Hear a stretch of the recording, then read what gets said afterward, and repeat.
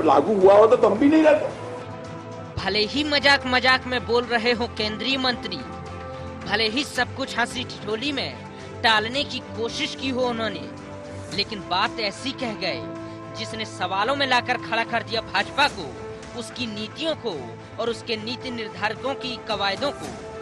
दरअसल भोपाल आए मिश्र से पत्रकारों ने भाजपा के फार्मूला 75 को लेकर सवाल पूछा था और कहा था कि आप कितना इत्तेफाक रखते हो इससे।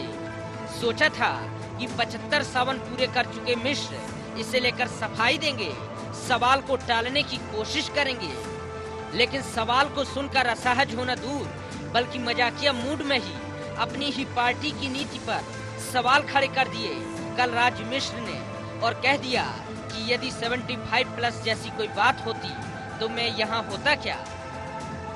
तो मैं 75 पार कर गया हूँ। अगर मैं पार भैया अगर लागू हुआ होता भैया मुझे पता नहीं, तो अगर लागू होता तो मैं कैसे बना रहा? भाई लागू होता तो मैं नहीं बना रहा।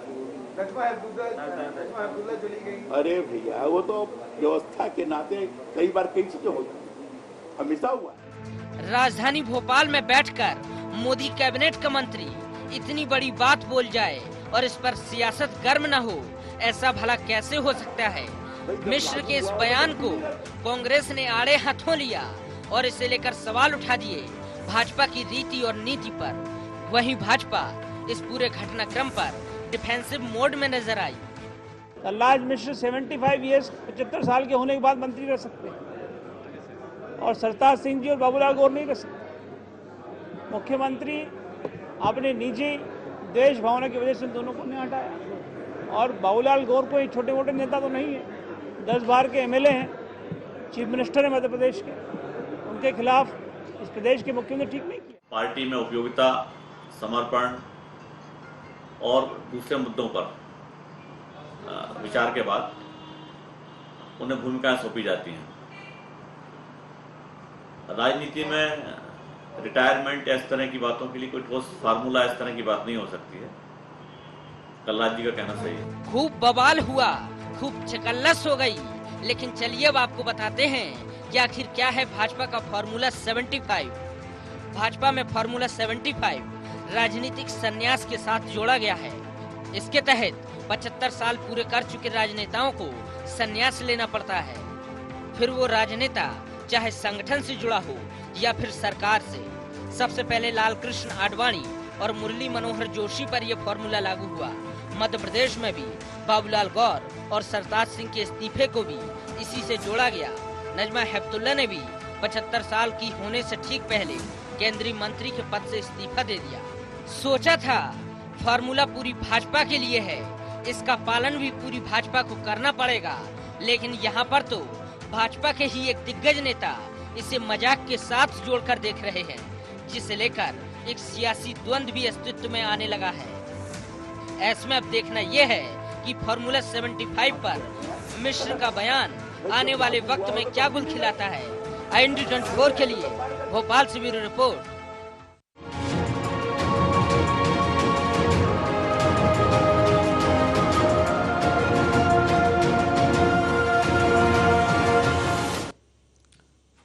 नमस्कार, IND एजेंडा में आपका स्वागत है। मैं हूं राघवेंद्र सिंह। चर्चा को विस्तार देने से पहले हम एक नजर डालते हैं एजेंडा पॉइंट्स पर। भाजपा में प्रभावी तौर पर लागू नहीं हो सका फार्मूला 75। यदि नहीं तो फिर कलराज मिश्र के बयान की क्या मायने? क्या मिश्र के बयान के बाद भाजपा बैकफुट पर आ गई है?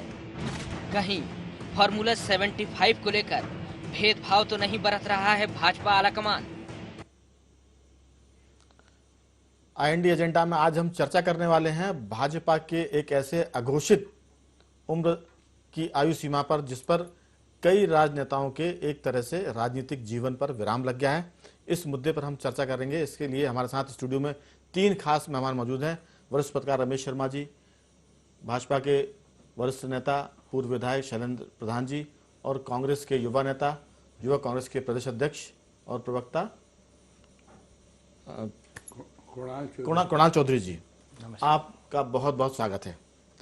दरअसल हम इस चर्चा को शुरू करना चाहते थे भाजपा की तरफ से, लेकिन मैं सबसे पहले आना चाहूंगा रमेश शर्मा जी आपकी तरफ, क्योंकि बीजेपी और कांग्रेस का तो हमें ज़्यादातर मालूम है कि वो इस पर क्या कहेंगे, लेकिन हम ये जानना चाहते हैं आपकी राय कि क्या ये मसला सियासी है या सच में 75 का मामला था। देखिए, मामला तो 75 का है, और आज जो कलराज जी ने कहा है वो उन्होंने मजाक के लहजे में उस सवाल को टाला है। अगर आपको ध्यान हो तो भाजपा ने करीब 18-20 साल पहले भी इस तरह की कवायद की थी। तब उन्होंने एक 65 साल उसको माना था और कहा था कि 65 साल के लोग, एक अपील की थी, सार्वजनिक अपील हुई थी कि 65 साल के लोग राजनीति से दूर रहें। और इसका फार्मूला उस समय जो राष्ट्रीय स्वयंसेवक संघ के प्रमुख थे सुदर्शन जी, उन्होंने ये फार्मूला दिया था, और उसके आधार पर मध्य प्रदेश में भी और बल्कि देश भर में भी भाजपा के कई नेताओं ने चुनाव न लड़ने की घोषणाएं भी की थी। लेकिन किसी वजह से वो फार्मूला अमल में नहीं आ पाया, और वो इसलिए अमल पे नहीं आ पाया कि उन दोनों राष्ट्रीय नेतृत्व में अटल जी और आडवाणी के चेहरों के अलावा उनके पास उस समय कोई ऐसा चेहरा उनको नहीं दिखा जो आगे चल करके भाजपा की कमान संभाल सके। लिहाजा मध्य प्रदेश में भी जिन नेताओं ने चुनाव न लड़ने की सार्वजनिक घोषणा कर दी थी, उन्होंने भी आगे चल करके टिकट मांगे और उनको चुनाव लड़े, और हारे जीते वो अलग रहा। अभी फिर भारतीय जनता पार्टी ने लोकसभा चुनाव जब टिकट बांट रहे थे वो खास तौर से मोदी के नेतृत्व में, तब ये कोशिश की थी कि ज्यादातर लोग, उम्र दराज के लोगों को टिकट ना दिया जाए। लेकिन फिर भी कुछ चेहरे ऐसे थे कि जिनको उनको टिकट देना लाजमी था और उन्होंने उसको टिकट दिए। लेकिन फिर भी उन्होंने ये कोशिश की कि अगर जो लोग बाहर से आए हैं भाजपा में, उन पर अगर मान लीजिए सख्ती ना भी की जाए तो भाजपा कैडर के जो लोग हैं उनको कम से कम, जो लोग उम्र दराज हैं उनको मतलब थोड़ा सा मंत्रिमंडल से उनको बाहर रखा जाए। नानाजी देशमुख ने ये ऐलान किया था कि वो इलेक्शन नहीं लड़ेंगे। जी जी जी, और तब लक्ष्मीनारायण शर्मा ने भी कहा था कि वो चुनाव नहीं लड़ेंगे। वो मैंने नाम नहीं लिया, बैरसिया के उन्होंने घोषणा कर दी थी, लेकिन फिर उन्होंने चुनाव लिया। और भी और कई लोग थे, लेकिन अब वो चूंकि मैंने उसको नाम नहीं लिया था, लेकिन नानाजी देशमुख ने उसको पालन किया था और उन्होंने चुनाव नहीं लड़ा था। फिर ठीक इसी तरीके से एक बार फिर उन्होंने 75 साल की कवायद की है, और मैं समझता हूं ये कवायद ठीक है। लेकिन इस बार उन्होंने 10 साल आगे बढ़ा दिया है। हाँ, 10 साल उसको आगे बढ़ा दिया, उसको 75 साल कर दिया है, उसको 10 साल आगे बढ़ा दिया है। और मैं समझता हूं ये बात सही है कि अभी ये फार्मूला वो भाजपा भी देश भर में लागू नहीं कर पाई है। लेकिन कोई भी नीति या कोई भी नियम लागू होता है तो उसको पूरा होने में टाइम तो लगता है। अब कलराज मिश्र जी का जहां तक सवाल है, वो जो कि उत्तर प्रदेश से आते हैं, और उत्तर प्रदेश में भाजपा में और कांग्रेस में ब्राह्मण वोटों की बड़ी खींचतान चल रही है। ब्राह्मण वोटों के लिए अगर शीला दीक्षित को प्लांट किया है कांग्रेस ने, ऐसी स्थिति में अगर कलराज मिश्र पर ये 75 साल का फार्मूला लागू हो जाता तो मुझे लग रहा है कि भाजपा को ये भय होता है कि कहीं ना कहीं इसमें दिक्कत आ जाएगी। तो मुझे लग रहा है कि 75 साल को लेकर अभी उन्होंने उत्तर प्रदेश को छोड़ रखा हुआ है, और उत्तर प्रदेश के विधानसभा चुनाव होने के बाद मुझे लग रहा है कि उत्तर प्रदेश के मामलों में भी भाजपा कुछ इस तरह के निर्णय लेगी। लेकिन एक पत्रकार के रूप में मेरा ये आकलन है राघवन जी। बिल्कुल। प्रधान जी, आपने सुना सरकार के बारे में, आप हम लोगों से ज्यादा जानते होंगे। हम लोग तो वो बातें बता पाते हैं जो छन कर बाहर आती है। लेकिन एक बात शर्मा जी ने कही कि जो 65 का फार्मूला था, बीजेपी ने कहीं ना कहीं ये मान लिया कि हमारे यहाँ के जो बुजुर्ग हैं वो अब 75 तक काम कर सकते हैं। एक बात तो तय हुई कि अब 60 पाठा वाला मामला फिट हो गया है कि 60 के बाद अब आदमी माने बूढ़ा नहीं होता है, बल्कि 75 के बाद ये स्थिति आती है। इस पर आपकी राय, क्योंकि राजनीति बहुत हुई है और इस राजनीति में कई लोगों का करियर भी चला गया है। एक आशंका रमेश जी ने दबे शब्दों में जरूर कही है कि यूपी इलेक्शन के बाद हो सकता है कि ये कलराज जी की जो मुस्कुराहट थी ये शायद ना रहे और वो कहीं के राज्यपाल बना दिए जाएं या हटा दिए। ये सिर्फ हम लोग का आकलन है, अनुमान है, संभावना है, लेकिन जो कुछ घटित हो रहा है उसी पर हम बात कर रहे हैं। आपकी इसमें क्या राय है? देखिए, फॉर्मूला कोई भी हो उसमें हमेशा एक्सेप्शंस होते हैं और उसका एग्जीक्यूशन, देखिए ये पॉलिटिक्स है, इसमें किसकी कितनी यूटिलिटी और कहाँ यूटिलिटी, ये भी एक मापदंड होता है। तो इसमें फॉर्मूला, आप देखिए आनंदीबेन ने रिजाइन किया, माननीय नजमा हेपतुल्ला जी ने रिजाइन किया, माननीय गौर जी और क्या नाम बोल रहा हूँ, सरताज सिंह जी ने, उन्होंने भी त्याग पत्र दिया। तो देखिए ये तो राजनीति में जैसा फार्मूला तय हो जाए पार्टी उसका लागू करती है। पर जो कलराज जी कह रहे कि जो फार्मूले की धार पर आ जाए वो कट जाता है, जो उससे बच जाए वो बच जाता है। जैसे कि अभी कलराज जी यूपी इलेक्शन के कारण बच गए। नजमा हेपतुल्ला जी चूंकि अल्पसंख्यक थी इसलिए वो उस समय विस्तार के दौरान बच गई थी, तो उस समय वो धार पर नहीं आई थी। ये हम कह सकते हैं कि अभी मामला चूंकि थोड़ा सा बोथरा है, जब ये धार पर आएगा तो कई लोग इसमें आपको सफाचट होते हुए दिखेंगे। देखिए धार और ये शब्द से मैं सहमत इसलिए नहीं हूं कि राजनीति में मंत्री रहें और ना रहें, सक्रिय हैं, जागरूक हैं, आप विधानसभा में शामिल हैं तो ये पर्याप्त है। कोई देखिए ये मंत्री सबको और हर बार बने ये कोई संभव नहीं है, इसलिए मैं आपकी बात से सहमत नहीं हूँ। माननीय कलराज मिश्रा जी की उपयोगिता नेतृत्व ने महसूस करी होगी और उनसे कहा गया होगा कि आप कंटिन्यू करो, तो उसमें क्या बात है। चलिए, सहमति असहमति आपका हक बनता है, लेकिन लोग तय करेंगे कि मामला क्या है। इस पूरे मुद्दे पर कांग्रेस क्या सोचती है, और खासतौर से कांग्रेस के जो युवा तुर्क माने जाते हैं, आज के युवा पीढ़ी के लोग, वो क्या राय रखते हैं। 75 का फार्मूला ठीक है, और अगर वो ठीक है तो उस पर अमल कितना होना चाहिए और कितना नहीं। देखिए, पहली बात तो ये मामला भारतीय जनता पार्टी का, और आज जो सवाल उठाया ये कांग्रेस पार्टी ने सवाल नहीं उठाया जो लोग कहेंगे। स्पष्ट रूप से इनके भारतीय जनता पार्टी के कैबिनेट मंत्री, केंद्रीय मंत्री ने अगर ये सवाल उठाया कि अगर ये 75+ का कोई मामला होता तो मैं होता ही नहीं।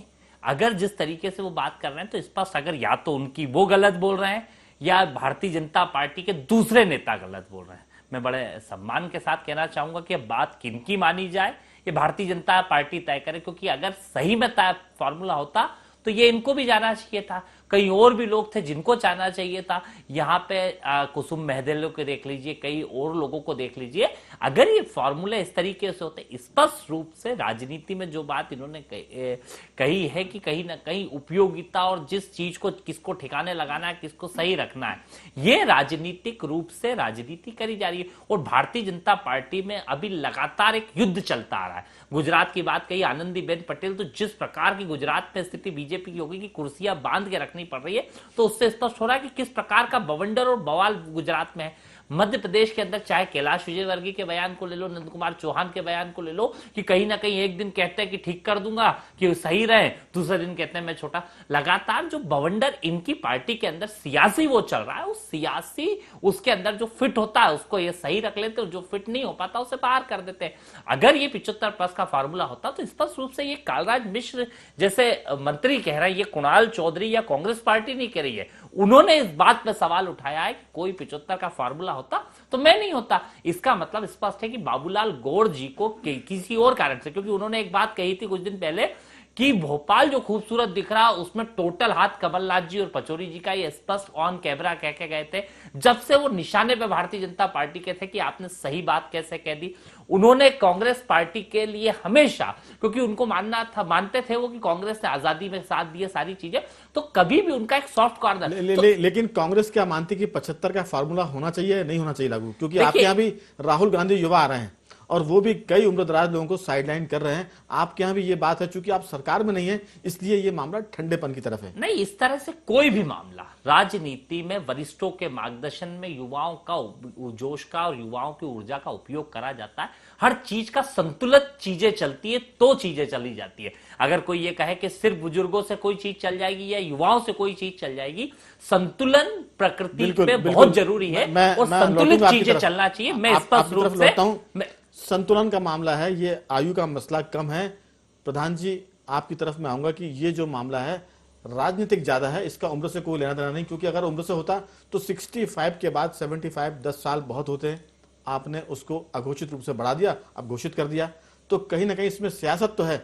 उपयोगिता तो एक नाम दिया था कि ये उपयोगी थे और उपयोगी नहीं थे, जिनको हटाना है वो अनुपयोगी, जिनको लेना है वो उपयोगी।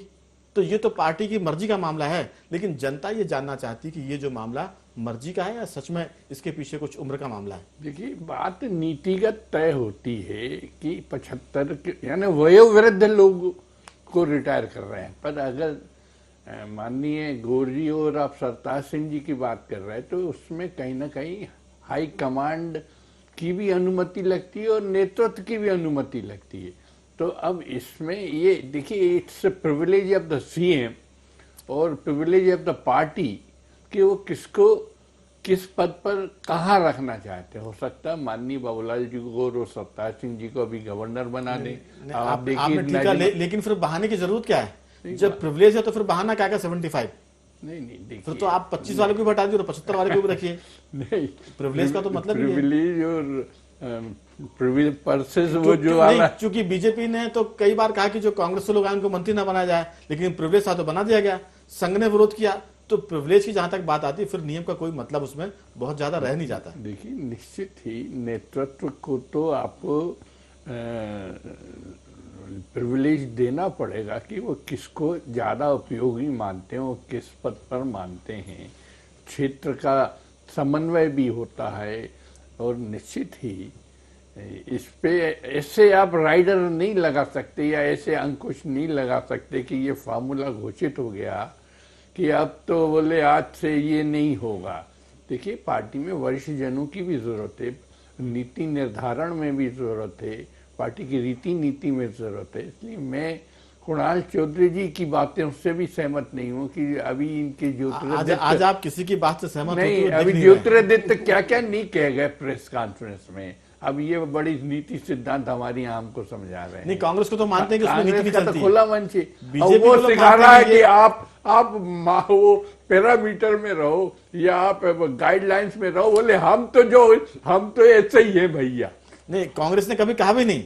अगर मैं एक बात बड़ी माफी के साथ, बड़े सम्मान के साथ कहना चाहूंगा, प्रधान साहब बड़े वरिष्ठ और बड़े सम्मानित व्यक्ति हैं। ये मुद्दा ना तो कांग्रेस पार्टी ने उठाया है, ना कुणाल चौधरी ये कह रहा है कि क्या आपका फॉर्मूला है। मुझे ये मुद्दा आपके ही मंत्री कालराज मिश्र जी ने कहा है और बाबूलाल कुणाल जी मैं लौटूंगा आपकी तरफ। मतलब बिल्कुल ऐसा कहीं मेरा कोई आरोप नहीं है इस पे, और आपको जिसको रखना कोई आप कहिए अपनी बात। जब मैं आपका क्रम आएगा। शर्मा जी, आपने दोनों को सुना, पहले भी आपने बहुत विस्तार से इसको शुरू कर दिया था, लेकिन जहां तक सियासत की बात है, एक बात है ये प्रिविलेज तो ये तो पहले से घोषित है कि प्रधानमंत्री का, मुख्यमंत्री का और पार्टी अध्यक्ष का प्रिविलेज है कि वो अपनी टीम में चाहे जैसे लोगों को रखे। लेकिन जो आधार बनाकर जो एक जिससे कहेंगे, मैं बहुत देशी में कहूंगी, बहाने करके कि आपकी उम्र 75 की हो गई है, तो शेर जो होता है अगर वो बकरी को खाना तो कुछ भी करके खाएगा कि तुमने पानी गंदा कर दिया या कुछ भी है।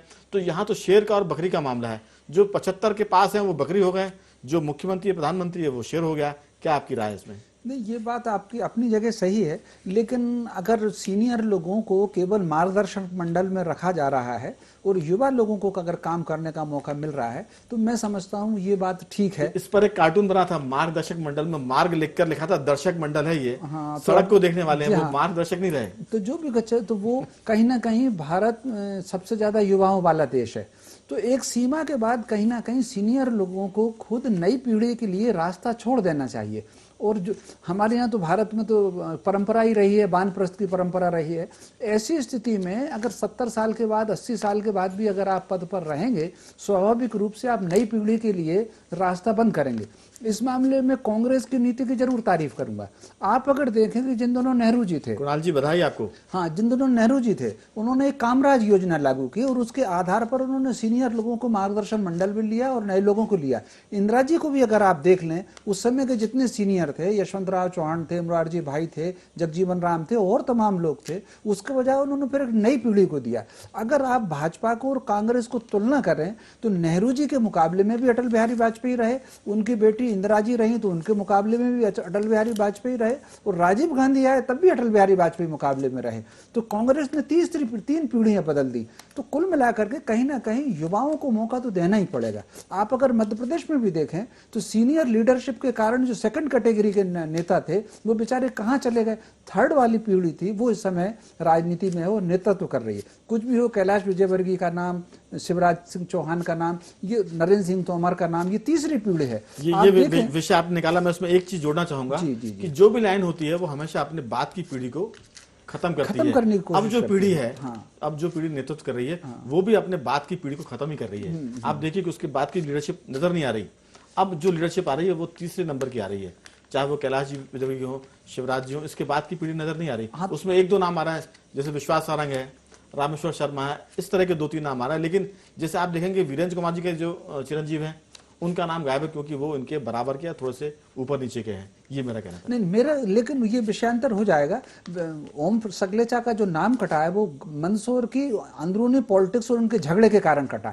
जिस तरीके से मंदसौर जिले को मंत्रिमंडल से या इंदौर को या धार जिले को नहीं मिल पाया, वो लोकल पॉलिटिक्स के कारण नहीं मिल पाया। मुझे लग रहा है भाजपा ने, मैंने तो सिर्फ इसलिए जिक्र किया था कि हर पीढ़ी अपने बात की पीढ़ी को नहीं, वहां पर ये फार्मूला नहीं है, वहां लोकल झगड़ा है। वही सिसोदिया और ओम प्रकाश सगलेचा आखिर तक किसी एक चीज पर सहमति नहीं हुए। इंदौर में मेंदोला और सुदर्शन गुप्ता के बीच आखिर तक झगड़ा ही चलता रहा। धार में वो जो विक्रम बाई वर्मा जी की पत्नी है उनके बीच में और वो जो दो महिलाओं के बीच में झगड़ा ही चलता रहा। तो कुल मिलाकर अगर साम्यता बन जाती तो रास्ता निकलता। तो लेकिन फिर भी मैं व्यक्तिगत तौर से इस बात का समर्थन करता हूं कि सीनियर लोगों को मार्ग दे देना चाहिए और युवा पीढ़ी को आना चाहिए। और कलराज जी ने आज जरूर हंस करके कहा है उत्तर प्रदेश के चुनाव होने दीजिए, फिर देखते हैं। उनकी हंसी पता नहीं इतनी तो नहीं रहेगी जितनी आज थी। लेकिन जहां तक आपने बात की, हालांकि वो विषय नहीं है, विषयांतर जैसा आपने कहा कि हो जाएगा, लेकिन जहां नेतृत्व को करना होता है वहां कोई विवाद सामने नहीं आता है। विवाद के बावजूद नेतृत्व करता है क्योंकि वो उसका प्रिविलेज होता है। हम ये नहीं कह सकते कि मंदसौर की वजह से वो छूट गए, धार में विवाद की वजह से दूसरा कोई छूट गया। ये प्रिविलेज का मामला है। ये चूंकि नहीं करना होता है किसी भी पार्टी के नेतृत्व को, तो वो ये सब बातें करता है। नहीं, ऐसा नहीं है राजवंत जी, इसको ऐसा नहीं कहेंगे। मान लीजिए प्रिविलेज किसी एक को अगर ले लेते, कहीं ना कहीं जिले के लोकल लीडरशिप को संतुलन तो बनाना ही चाहिए। विषय बदल जाएगा। हालांकि इस पर बहुत सारी बातें हैं।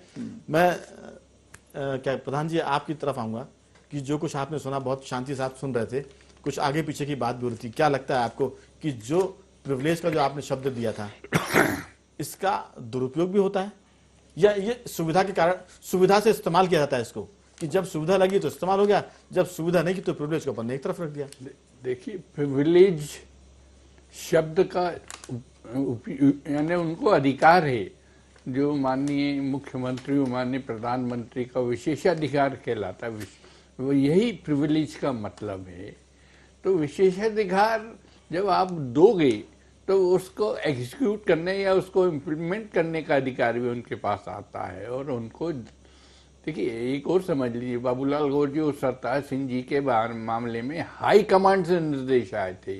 माननीय मुख्यमंत्री जी तो खुद उनके घर गए थे कि आप अच्छा काम कर रहे थे, आपकी उपयोगिता थी। तो तब हाई कमांड का अगर निर्देश आएगा तो आप देखिए, कोई भी दल हो, मैं ये इसमें सियासत में खाने के दांत अलग होते हैं और दिखाने वाले अलग होते हैं, तो वो उस पर हम नहीं जाना चाहते। लेकिन जहां तक प्रिविलेज की बात हो रही थी तो वो सुविधा वाला अस्त्र है कि जब पार्टी को लगा तो इस्तेमाल हुआ। उस पर मैं आपसे पूछना चाह रहा था। नहीं, कोई सुविधा वाला नहीं है। ये पार्टी को जो उचित लगता है वो जहां उचित लगता है वहां यूज करते हैं। हो सकता है यूपी के संदर्भ में उनको लगा होगा एक तरफ शीला दीक्षित हैं तो अपन कलराज मिश्रा को रहने दें, तो क्या बुराई है? बिल्कुल कुणाल जी, मामला प्रिविलेज का है और हम ये मानते हैं कि ये सुविधा का मामला होता है। जैसे कि अभी सुविधा इस बात पर है कि 75 के पार के कलराज जी रहे क्योंकि यूपी में चुनाव है। आपकी इसमें क्या राय है? देखिए, स्पष्ट बात है कि ये कोई फॉर्मूला, जिस प्रकार की जो बातें, वैसे ही भारतीय जनता पार्टी बातों में तो एकरूपता होती नहीं है।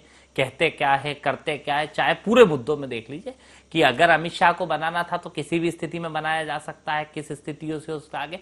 वो एक राजनीतिक रूप से जो भारतीय जनता पार्टी का चल रहा, चाहे गुजरात की स्थितियां देख ले, मध्य प्रदेश की स्थितियां देख ले, और यहां मध्य प्रदेश के अंदर कई वरिष्ठ नेताओं को ठिकाने लगाने के लिए एक वो रखी गई। नहीं तो कि इस प्रकार से अगर या तो उनको लेना ही नहीं था तो प्रिविलेज मुख्यमंत्री का होता। अगर कोई फॉर्मूला ऐसा था तो पहले लेना ही नहीं चाहिए। जब आप 75 साल के ऊपर के व्यक्ति को ले रहे हो, और फिर हटाने का भी एक तरीका होता है, मान सम्मान तरीके से हटाने का तरीका होता है, किसी रीशफल के अंदर बदलना। इस पर तो पहले बहुत चर्चा हो चुकी है, मान सम्मान तो वही रीशफल के अंदर बदलना, उनको हटाने का समय कौन सा चुना आपने, वो एक महत्वपूर्ण रहता है। ये बात कोई सवाल कांग्रेस पार्टी का नहीं, कलराज मिश्र, या तो कलराज मिश्र सही बोल रहे हैं या भारतीय जनता पार्टी मध्य प्रदेश की सही बोल रही है। पहले ये पार्टी में तय करें कि वो गलत है या आज ये गलत है। प्रधान साहब बिल्कुल मामला हटाने के अंदाज का भी है कि सम्मान से हटाएंगे, लेकिन इस पर बहुत चर्चा हो चुकी है। सीधी सी बात है कि ये प्रिविलेज का मसला जो प्रधान जी ने कहा, और प्रिविलेज का इस्तेमाल, एक ब्रह्मास्त्र का इस्तेमाल कोई भी आदमी अपनी सुविधा से और अपनी जरूरत के हिसाब से करेगा। सो राजनीति के महारथी इसका इस्तेमाल करते रहते हैं। अंतिम टिप्पणी के लिए शर्मा जी मैं आपकी तरफ, इस पूरे मामले में एक आपकी संपादकीय टिप्पणी संक्षेप में चाहिए। देखिए, मोटे तौर पर यह बात सही है कि कई बार पार्टी का नेतृत्व निर्णय लेता है कि वो किस नियम पर सख्ती से पालन करे और किस नियम में थोड़ी सी ढिलाई बरते। इतना तो उसको अधिकार होता है, इतना उसको हमेशा अधिकार रहता है। और मैं समझता हूँ भारतीय जनता पार्टी के अगर नेतृत्व ने मध्य प्रदेश में थोड़ी सी सख्ती दिखाई है और अन्य जगहों पर थोड़ी सी अगर उन्होंने उदारता दिखाई है तो उसके पीछे निश्चित रूप से रणनीति रही होगी। तो एक और बात है, जिनको उन्होंने हटाया, जैसे नजमा जी को गवर्नर का मौका मिला है, तो गौर जी को भी संभवतः गवर्नर का मौका मिल सकता था और अभी भी वो सूची में होंगे। लेकिन चूंकि उनकी कुछ टिप्पणियों के कारण कुछ पार्टी ने कुछ उसको अदरवाइज लिया होगा, लेकिन अभी भी इस बात से संभावना बनी हुई है, वो रास्ता अभी खुला हुआ है। बिल्कुल, भले ही हम दर्शकों को बता दें कि जो चर्चा हमारे सामने हुई, जो हमारे अतिथियों ने की है। पहले तो मैं उन सबका बहुत साधुवाद करता हूं कि आप इस चर्चा में शामिल हुए, आपका बहुत बहुत धन्यवाद। हम अपने दर्शकों को बता दें कि ये जो 75 का मामला है, जो हटे हैं उनके दिल से पूछे कि किस तरह उनके साथ पास से लाल बत्ती छीनी है या उनके पास से बंगला गया है, लेकिन मामला सुविधा का है। ये ब्रह्मास्त्र है। जो रणनीति बनाने वाले एक महारथी के पास होता है, वो अपनी सुविधा से अपने को मजबूत करने के लिए इस्तेमाल करता है, और इसका इस्तेमाल हम सब ने होते हुए देखा है। इसमें इस बात के कोई मतलब नहीं होता कि वो किस अंदाज में किया गया, उससे मान बढ़ा कि अपमान हुआ। लेकिन कहीं ना कहीं राजनीति में जिनकी लाल बत्ती छिनती है, जिनका पद छिनता है, वो उम्मीद में जरूर रहते हैं कि कभी गवर्नर हो जाएंगे, कभी कहीं कुछ हो जाएंगे। हम ऐसा मानते हैं कि जिनसे लाल बत्ती छीनी या जिनको विदा किया गया, पार्टी उनका कहीं ना कहीं सम्मानजनक पुनर्वास करेगी या पार्टी उनसे मार्गदर्शन लेती रहेगी। आज IND एजेंडा में इतना ही। आप बने रहिए IND 24 के साथ।